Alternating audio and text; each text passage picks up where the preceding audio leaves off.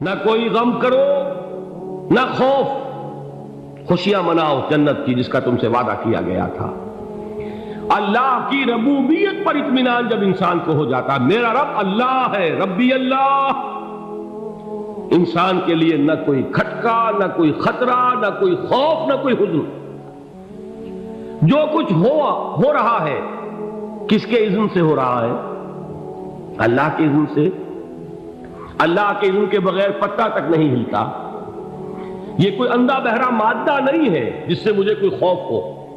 اندھا بھینسا چلا آ رہا ہو اس سے تو ڈرنے کا ہر انسان کو ڈرنا چاہیے، نہ معلوم کس کو ٹکر مار دے۔ لیکن نہیں، اس کائنات کو چلانے والا ایک سمیع و بصیر خدا ہے، وہ جو میرا دوست ہے، میرا ولی ہے۔ اللہ ولی الذین آمنوا یخرجہم من الظلمات الی النور۔ اللہ اہل ایمان کا ولی ہے، ساتھی ہے، پشت پناہ ہے، مددگار ہے، حمایتی ہے۔ بتائیے جسے یقین ہو جائے کہ اللہ میرا مددگار، اللہ میرا محافظ، اللہ میرا پشت پناہ، اللہ میرا حمایتی، اس کے لیے کوئی خوف ہوگا؟ اس سے کوئی ڈر ہوگا؟ میں مثال دیا کرتا ہوں ایک بہت سادہ، پنجاب کے دیہات کی۔ تو بڑا چودھری ہے اور کوئی غریب کسان ہے۔ اس غریب کسان کے جانوروں کو ہر وقت اندیشہ ہوگا چوری کا، کوئی میری بھینس کھول کر نہ لے جائے، کوئی میرا بیل کھول کر نہ لے جائے۔ لیکن جس کے بارے میں یہ سب کو معلوم ہو کہ وہ جو بڑا چودھری ہے وہ اس کا دوست ہے، اس کی بچیا کو کوئی خوف ہوگا؟ اس کی بھینس پر کوئی ہاتھ ڈالے گا؟ اسے کوئی اندیشہ ہوگا؟ نہیں۔ کیوں؟ کہ وہ بڑا چودھری، بڑا اس کا یہاں کا سردار، جاگیردار، سب کو معلوم ہے وہ میرا دوست ہے، کوئی میرے خلاف اقدام نہیں کر سکتا۔ اس دنیا میں یہ چھوٹی سی بات اگر آپ کے دلی اطمینان اور سکون کا باعث بن سکتی ہے تو ذرا تصور کیجئے۔ میں لفظ تصور استعمال کروں گا صرف اس لیے کہ اس کا ہم جس کو کہتے ہیں ادراک اور شعور کر نہیں سکتے، اگر کے ساتھ کر سکتے۔ اگر یقین ہو کہ اللہ میرا مددگار اور یقین ہو کہ اللہ ہر آن میرے ساتھ ہے، پھر کوئی خوف؟ کس کا خوف؟ کوئی شے اللہ سے بالا تر ہے؟ کوئی قوت اس سے زیادہ طاقتور ہے؟ کوئی اس کے ارادے کو بدلنے والا ہے؟ کوئی اس کی مشیت کے آڑے آنے والا ہے؟ یہی بات ہے جو حضور نے فرمائی، یہ ایمان کا حاصل ہے لب لباب، کہ دیکھو اچھی طرح اس بات کو ذہن نشین کر لو، اگر تمام انسان مل کر تمہیں کوئی نقصان پہنچانا چاہے نہیں پہنچا سکتے، مگر جو کچھ اللہ نے لکھ دیا ہو، اور تمام انسان مل کر تمہیں کوئی نفع پہنچانا چاہے نہیں پہنچا سکتے، مگر وہ شے جو اللہ نے طے کر دی۔ آپ پھر میں کہوں گا ذرا طاری کیجئے، اسے فرض کیجئے، اسے سوچئے۔ اگر اس حدیث پر ہمارا دل ٹھکا ہوا ہو تو کسی سے ڈر ہوگا؟ یہ مجھے نقصان نہ پہنچا دے، یہ میری رپورٹ خراب نہ کر دے، یہ میری انکریمنٹ نہ رکوا دے، یہ میرا یہ نہ بگاڑ دے، یہ میرے یہ نقصان نہ پہنچا دے۔ اس کا ڈر، اس کا ڈر، اس کا خوف، اس کی خوشامد، اس کے لیے جا کر طرح طرح سے اپنی عزت نفس کو ذلیل کروانا اس کے سامنے، یہ سب کچھ کیوں کرتا ہے انسان؟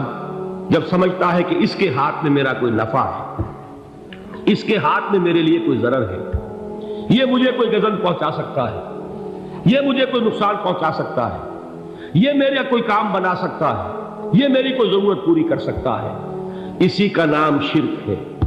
جہاں آپ نے یہ سمجھا کہ غیر اللہ کے اندر کوئی طاقت موجود ہے، وہی شرک ہے۔ بتوں سے تجھ کو امیدیں، خدا سے نو امیدی، مجھے بتا تو صحیح اور کافری کیا ہے؟ شرک تو یہ ہے جس پر بھی تمہیں یہ خیال ہے، کلمہ ہے یہ کلمہ سوم، لا حول ولا قوت الا باللہ، ذرا اس پر دل کو کبھی اگر آپ تصور کریں، پھر فرض کریں، دل ٹھک جائے اس پر، کوئی طاقت نہیں۔ یہی بات تھی جو شیخ عبد القادر جیلانی رحمۃ اللہ علیہ نے اپنی وصیت میں اپنے بچے سے کہی۔ 11ویں دینے والے ہیں، لیکن حضرت شیخ عبد القادر جیلانی کی وصیت اور تعلیمات کو کتنے لوگ ہیں جانتے ہو؟ یہ جن مقامات تک پہنچے ہیں وہ کس چیز کی بدولت پہنچے؟ انہوں نے جو پیغام دیا وہ کیا تھا؟ اے میرے بچے، جس طریقے سے قرآن مجید میں حضرت لقمان کی نصیحتیں جو ہے نقل کر دی گئی ہیں، میں یہ عرض کروں گا بالفرض اگر قرآن حضرت عبد القادر جیلانی کے بعد نازل ہوا ہوتا تو شیخ عبد القادر کی یہ نصیحتیں بھی قرآن میں درج ہوتی۔ اتنی اونچی نصیحتیں ہیں۔ اے میرے بچے، اس حقیقت کو ذہن نشین کر لے، لا فاعل فی الحقیقت ولا مؤثر الا اللہ۔ اس کائنات میں نہ کوئی فاعل حقیقی ہے نہ مؤثر حقیقی ہے سوائے اللہ۔ کسی شے میں کوئی تاثیر نہیں اگر اللہ نہ چاہے۔ آگ جلا نہیں سکتی اگر اللہ نہ چاہے، پانی ڈبو نہیں سکتا اگر اللہ نہ چاہے، زہر ہلاک نہیں کر سکتا اگر اللہ نہ چاہے، کوئی چیز فائدہ نہیں پہنچا سکتی اگر اللہ نہ چاہے۔ تو در در پہ کیوں سر جھکاتے ہو؟ در در پر کیوں جبیں سائی کرتے ہو؟ سب کے سامنے کیوں ہاتھ پھیلاتے ہو؟ ایک اللہ سے مانگو، ایک اللہ کے سامنے زمین پر اپنی جبین رکھو۔ لا فاعل فی الحقیقت ولا مؤثر الا اللہ۔ نظر آتا ہے ہمیں کہ پانی پیاس بجھا دیتا ہے، پیاس بجھانے کی صلاحیت پانی میں نہیں ہے، اللہ کے اذن سے۔ کھانا بھوک مٹا دیتا ہے، بھوک مٹانے کی صلاحیت کھانے میں نہیں ہے، اذن رب میں ہے۔ دیکھیے یہی یقین تھا حضرت موسیٰ علیہ السلام کا واقعہ یاد کیجئے۔ سامنے سمندر آ گیا ہے، قوم دیکھتی ہے پیچھے کہ گرد و غبار کا طوفان، معلوم ہوا کہ فرعون اپنے لشکر سمیت آ گیا۔ لشکر جب چلتا تھا تیز رفتاری کے ساتھ تو گرد و غبار کا جو طوفان اٹھتا تھا اس کا تصور کیجیے، اور لمحہ بلمحہ وہ قریب آ رہا ہے۔ پوری قوم نے کیا کہا؟ اے موسیٰ انا لمدرکون، اے موسیٰ ہم کو پکڑے گئے۔ قرآن مجید نے تو یہاں وہ باتیں نہیں لکھی ہیں، لیکن تورات میں یہ درج ہے کہ بنی اسرائیل جھگڑنے لگے، دست و گریبان ہو گئے موسیٰ کے ساتھ۔ موسیٰ نے یہاں مروایا لا کر، اس سے تو ہم ہی بہتر تھے، وہاں کھانے کو ملتا تھا، زندگی تو تھی، بیگار ہم کر رہے تھے، موت تو نہیں تھی۔ اب جو کچھ ہوگا اس کا تصور کرو، جس طریقے سے ہمارے ٹکڑے اڑائے جائیں گے۔ تو لڑ رہے ہیں حضرت موسیٰ علیہ السلام سے، یہ تورات کی تفصیل ہے۔ قرآن میں صرف اتنا آیا ہے، پریشان ہو کر انہوں نے کہا انا لمدرکون، موسیٰ ہم کو پکڑے گئے۔ اس وقت موسیٰ کا جواب کیا ہے؟ کلا ان معی ربی سیہدین، نہیں، میرے ساتھ میرا رب ہے، وہ راستہ دے گا۔ بتائیے کہاں راستہ نظر آ رہا ہے؟ یہ ہے ایمان بالغیب۔ راستہ نظر نہ آئے تب اللہ پر یقین ایمان ہے۔ جیب میں پیسے ہوں اور تب دل کو اطمینان ہے تو ایمان کس پر ہوا؟ پیسے پر، اللہ پر نہیں۔ جب وسائل و ذرائع نہ ہو اور پھر یقین ہو کہ اللہ مسبب الاسباب ہے، وہ اسباب کا پابند نہیں ہے، وہ اسباب کا محتاج نہیں ہے، اسباب اس کے محتاج ہے۔ اگر یہ یقین ہے تو اللہ پر ایمان ہے، یہ نہیں ہے تو تمہارا ایمان اسباب پر ہے، وسائل پر ہے، ذرائع پر ہے، مادیات پر ہے، اللہ پر نہیں۔ اس وقت کہاں راستہ تھا؟ کوئی راستہ تھا؟ سمندر ہے اور ادھر سے لشکر آ گیا ہے۔ کلا ان معی ربی سیہدین۔ اب دیکھیے ایمان کہہ دینا آسان ہے، ہوا معکم اینما کنتم، جہاں کہیں بھی تم ہوتے ہو اللہ تمہارے ساتھ ہوتا ہے، لیکن اس کا یقین قائم ہو جائے تو زمین و آسمان کا فرق واقع ہو جائے۔ یہی بات ہوئی حضور کے ساتھ۔ غار ہے، چھپے ہوئے ہیں محمد رسول اللہ اور آپ کے وہ یار غار ابو بکر صدیق رضی اللہ تعالی عنہ۔ اقبال نے حضرت ابو بکر کی شان میں چند اشعار کہیں صرف، لیکن واقعہ یہ ہے کہ بھاری بھاری نظموں پر اور قصیدوں پر بھاری ہے، طویل ترین نظمیں اور قصیدے ہوں ان پر بھاری ہے۔ ہمتیں ابو بکر کی ہمت جو ہے، کشت ملت را جو ابر، جیسے بارش سے کھیتی اپجتی ہے، ابو بکر کی ہمت اور عزیمت اس امت کو اسی طرح سینچنے والی ہے۔ ثانیے اسلام و غار و بدر و قبر، وہ دوسرے تھے اسلام میں، دوسرے پہلے کون تھے؟ انا اول المومنین، حضور فرماتے سب سے پہلا ایمان لانے والا میں، دوسرے ابو بکر۔ ویسے ہمارے ہاں یہ چلتا ہے اختلاف، حضرت علی پہلے ہیں کہ حضرت ابو بکر پہلے ہیں، لیکن اس میں بڑی خوبصورت تطبیق قائم کی ہے علماء نے، اور بہت صحیح ہے۔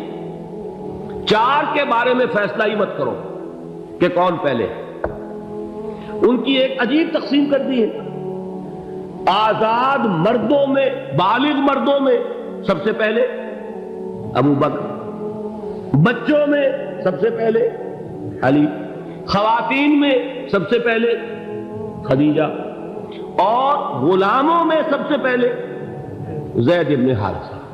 بڑی پیاری تقسیم ہے، یہ چاروں ہی پہلے ہیں، ہر ایک کے لیے اولیت ہے۔ اور واقعہ یہ ہے کہ اگر زمانی اعتبار سے تعین ہوگا تو پہلے خدیجۃ الکبریٰ آئیں گی رضی اللہ تعالی عنہ، کسی اور سے بات کرنے کی نوبت بعد میں آ سکتی ہے، پہلے تو اہلیہ محترمہ سے بات ہوئی، آتے ہی پہلی وحی ہوئی ہے، ابھی تبلیغ کا حکم نہیں تھا۔ کس کو بتایا واقعہ؟ ابھی اپنی نبوت کی تبلیغ کا تو حکم ہی نہیں آیا، واقعہ کس کا ہے؟ وہ خدیجہ کا ہے۔ جب کہا ہے کہ خشیت علی نفسی، مجھے اپنی جان کا اندیشہ ہے، تو کیا جواب دیا خدیجہ نے رضی اللہ تعالی عنہا؟ وہ صدیقۃ الکبریٰ ہے، صدیقات جو ہے خواتین ان میں چوٹی پر خدیجۃ الکبریٰ ہے رضی اللہ تعالی عنہا، اور صدیق جو مرد ہیں ان میں صدیق اکبر ہے ابو بکر صدیق رضی اللہ تعالی عنہ، لیکن صدیقات میں چوٹی پر۔ جب حضور نے فرمایا خشیت علی نفسی، کیا فرمایا، کیا عرض کیا، کیسے تسلی دی؟ نہیں نہیں، اللہ آپ کو ضائع نہیں کرے گا، آپ غریبوں کے ہمدرد ہیں، آپ مساکین کے تکالیف رفع کرنے والے ہیں، آپ بیواؤں کی سرپرستی کرتے ہیں، آپ مسافروں کی خدمت کرتے ہیں، اللہ آپ کو ضائع نہیں کرے گا۔ یہ یقین ہے اس خاتون کے اندر۔ خیر وہ ایک علیحدہ بات ہو جائے گی۔ میرے دل پر حضرت خدیجہ رضی اللہ تعالیٰ عنہ کی شخصیت کا بڑا گہرا نقش ہے، جو وہ کوئی اور ہی وقت اور موقع ہوا تو بیان ہوگا۔ بہرحال اقبال نے ایک مصرے میں جو چار اولیتیں جمع کر دی ہیں، ہمتیں او کشت امت را چو ابر، ثانی اسلام و غار و بدر و قبر۔ اسلام میں حضور کے بعد پہلے کون؟ ابو بکر۔ غار میں حضور کے ساتھ کون؟ ابو بکر۔ بدر کی رات اللہ کا رسول سربسجود وہ جھاڑ، وہ گھاس پھوس کی جو جھوپڑی بنائی گئی تھی، اور وہاں تلوار ننگی لے کر پہرا دینے والا کون؟ ابو بکر۔ اور اس حجرہ عائشہ میں محمد کے بعد سب سے پہلے دفن ہونے والا کون؟ ابو بکر رضی اللہ تعالی عنہ وصلی اللہ علیہ وسلم۔ وہ جو معاملہ میں سنا رہا تھا غار ثور کا، حضرت ابو بکر بھی حضور کے خیال سے لرز گئے ہیں۔ آپ کو یاد ہوگا کہ جا کر پہلے تمام جتنے سوراخ تھے انہیں بند کیا ہے، ایک سوراخ رہ گیا تھا جس کو بند کرنے کے لیے کوئی کپڑا نہیں تھا، وہاں اپنی ایڑی رکھی ہے، تب کہا ہے حضور سے تشریف لائیے، اور اپنے زانو پر حضور کو لٹایا ہے، اور وہاں کسی موذی جانور نے کاٹا ہے، حضور کی آنکھ لگ گئی تھی، اس وقت اس بل کے اندر جو بھی بچھو ہے کیا ہے واللہ عالم، اس نے کاٹا ہے، اس کی تکلیف کی وجہ سے ابو بکر کی آنکھوں سے آنسو ٹپک گئے، حضور کے چہرے مبارک پر پڑے ہیں، تو حضور جاگے ہیں، معاملہ کیا ہے؟ ایڑی نہیں ہٹائی وہاں سے، مبادا وہ جانور وہاں سے نکل کر محمد الرسول اللہ کو کوئی گزن پہنچا دے، ابو بکر کی ایڑی ہے، جس طرح چاہے کھا لے، ختم کر دے، جان نکل جائے تب کوئی آنچ آئے، محمد پر تو آئے، لیکن جیتے جی نہیں۔ وہ ہے ابو بکر۔ حضور کے خیال سے اس وقت حضور نے پھر اپنا لعاب دہن لگایا ہے، اور اس سے پھر آپ کی تکلیف ختم ہوئی۔ جیسے خیبر میں حضرت علی کی آنکھ دکھ رہی تھی، اس کو جو شفا حاصل ہوئی ہے وہ بھی حضور کے لعاب دہن سے ہوئی۔ تو بہرحال اس وقت انہوں نے کہا ہے کہ اے نبی یا رسول اللہ، اگر اس وقت ان میں سے کسی نے غیر ارادی طور پر بھی اپنے قدموں کی طرف جھانک لیا تو پکڑے جائیں گے، کیا جواب تھا اللہ کے رسول کا؟ لا تحزن ان اللہ معنا، اللہ ہمارے ساتھ ہے، کیوں گھبراتے ہو ابو بکر؟ یہ ہے ایمان باللہ، میرا مالک اللہ، میرا رازق اللہ، میرا محافظ اللہ، میرا مددگار اللہ، میرا پشت پناہ اللہ، میرا دوست اللہ۔